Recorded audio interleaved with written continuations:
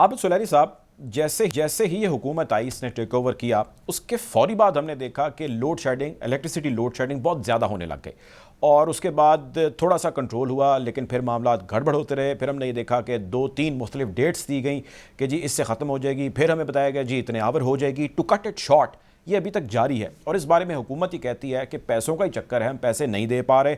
जिनको पैसे देने हैं वो कहते हैं कि जी मामला कुछ और है। आप थोड़ी सी हमें क्लैरिटी दे सकते हैं कि यार ऑल ऑफ सडन ऐसा विद इन डेज और विद इन अ वीक ऐसा क्या हो गया कि पहले मामला ठीक चल रहे थे और अब जो है वो लोड शेडिंग रुक गई है? और क्या पैसे की वजह से रुकी है या there some other reason to it? देखिए डॉक्टर साहब, जब फरवरी मार्च के अगर आप क्रूड के कीमतें देखें जो फर्नेस ऑयल की, तो उस वक्त ये तकरीबन $80 पर बैरल के गिर्द घूम रहा था।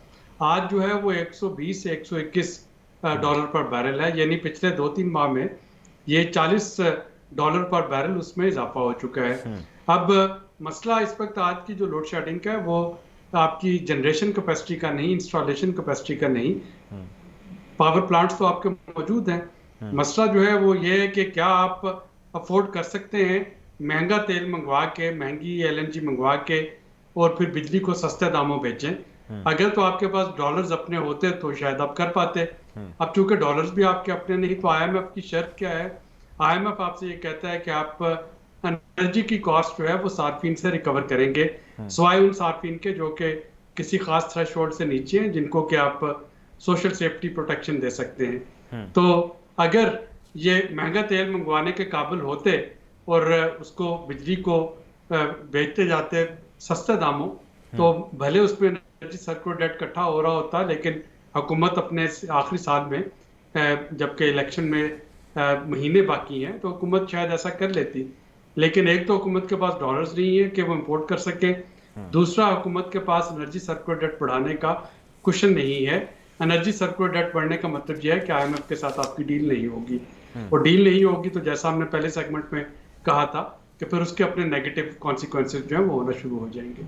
तो ये है जो इस वक्त ब्रॉडर आपको इलेक्ट्रिसिटी का नजर आ रहा है। अब तो इसका कोई इसी में एक चीज ऐड करना चाह रहा हूँ, जो है वो मैं नहीं देखता। शॉर्ट सोल्यूशन अगर लेट्स से वो ये कहते हैं जी हम ऑस्टेरिटी ड्राइव करते हैं, कुछ बेटर प्लानिंग करते हैं, जिस तरह ख्वाजा साहब ने भी कहा कि सुबह 8 बजे मार्केट्स खोलें और शाम 5 बजे तक बंद कर लें, डे लाइट में काम करें।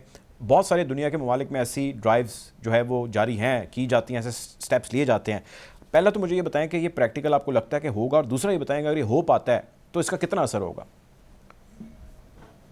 देखिए, असर तो यकीनन होगा। जाहिर है कि अगर आप अपने शॉपिंग के औकात जो हैं कोई भी मुकर्रर कर देते हैं, तो लोगों को पता है कि उसी दौरान उनको सारी ज़रूरियात ज़िंदगी पूरा करनी है, अपनी शॉपिंग करनी है। तो वो जो आपका इलेक्ट्रिसिटी और एसी या पंखों का जो एक अजाफी लोड है वो तो कम होगा। और हमने कोविड के दिनों में देखा, जब आप मुख्तलिफ शहरों के लिए टाइमिंग थी मुख्तलिफ मार्केट्स की, तो लोग जो थे वो सर्वाइव कर रहे थे और दुकानदार भी सर्वाइव कर रहे थे।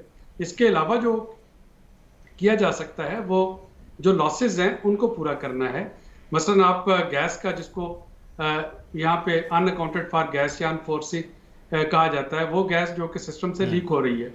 तो आपको पता है कि पाकिस्तान जो है वो दुनिया के उन चंद ममालिक में शामिल है यहाँ पे अनअकाउंटेड फॉर गैस जो है वो उसकी मैक्सिमम परमिशन है, यानी सुई सदर्न गैस और सुई नॉर्दर्न गैस से जो इनके इंफ्रास्ट्रक्चर से गैस लीक होती है उसी को रोक लें तो 20-25% तो आपकी गैस वहाँ पे कंपनसेट कर जाती है। इसी तरह से इलेक्ट्रिसिटी थेफ्ट, गैस थेफ्ट, या जो आपका पुराना इंफ्रास्ट्रक्चर है उसकी वजह से जो इलेक्ट्रिसिटी ट्रांसमिशन में जो वेस्टेज है, तो अगर ऑस्टेरिटी मेजर्स और राशनिंग और बाकी सारी चीज़ों के साथ साथ उस तरफ भी तवज्जो दी जाए, यानी एनर्जी गवर्नेंस को भी बेहतर बनाया जाए, तो मेरा ख्याल है उसका भी इम्पैक्ट जो है वो पॉजिटिव आएगा। और शायद सार्फिन और हुकूमत दोनों ये जो कड़वी गोलियां निगलने पर मजबूर हैं, इससे थोड़ा उनको बचत हो जाएगी कि कुछ ना कुछ एडिशनल गैस या एडिशनल बिजली सिस्टम का हिस्सा बन रही होगी।